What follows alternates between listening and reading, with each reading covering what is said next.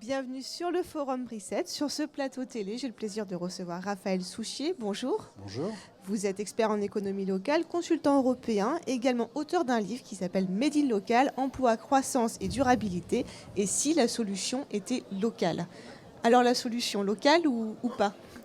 La solution est locale, pas uniquement.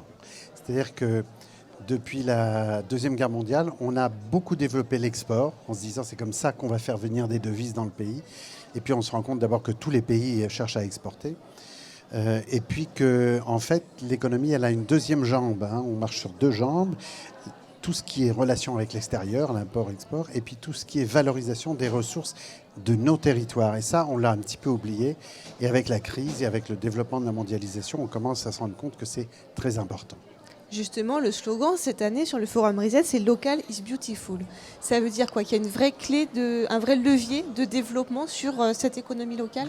Tout à fait. Et l'exemple intéressant, c'est que les premiers qui ont développé ça sont les Américains et les Canadiens, puisque depuis 40 ans, ils sont vraiment dans la mondialisation. Nous, on est encore assez protégés. Et un grand nombre de grosses entreprises ont envoyé leurs usines au Mexique, en Chine et ailleurs. Du coup, ils ont perdu des millions d'emplois.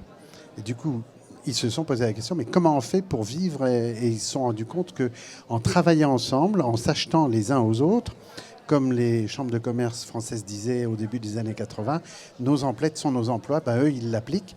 Et ils se sont rendus compte que si vous achetez à une entreprise, un commerçant, un artisan, un expert comptable ou un paysan local, eh bien, ça a 3 fois plus d'impact sur la richesse du territoire, sur la création d'emplois, sur le chiffre d'affaires, etc., que si vous achetez à une entreprise qui vient de loin et qui n'a pas d'attache avec votre territoire.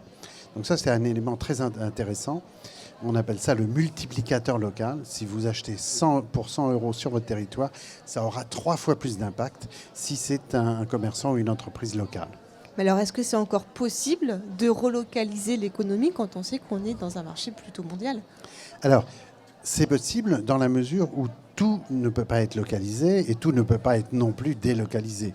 Ce qu'il faut faire, c'est développer ce qu'on n'a pas fait vraiment depuis quelques décennies. C'est toutes les ressources du territoire dans tous les domaines. Et on a d'immenses ressources qu'on a laissées de côté. Et on ne réfléchit pas, on ne se demande pas quand on achète quelque chose d'où ça vient. Mais si vous vous rendez compte que vous avez des légumes qui viennent de Chine ou d'Afrique, comme ça arrive maintenant, on amène des légumes par avion, vous vous rendez compte, ou même d'Espagne, alors que dans votre région, on peut les produire, le réflexe, c'est de se dire, mais où est-ce qu'on produit ce vêtement, ces carottes, ces fruits, etc. Et est-ce que c'est près de chez moi? Et si c'est près de chez moi, ça a plus d'impact sur l'économie et donc sur la prospérité de ma communauté humaine, donc de mon territoire. Donc on est plus heureux aussi, parce que aussi on sait d'où viennent les choses. Il y a la notion de traçabilité aussi qui entre en jeu. Alors la clé, c'est quoi? C'est les consommateurs, c'est les entreprises, c'est les pouvoirs publics? C'est tous ceux qui achètent, c'est-à-dire les consommateurs, donc les ménages.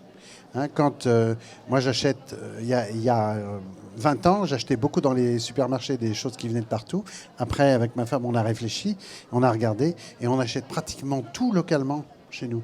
Si on est quelques dizaines de millions à faire la même chose, eh ben, on va avoir une économie beaucoup plus forte.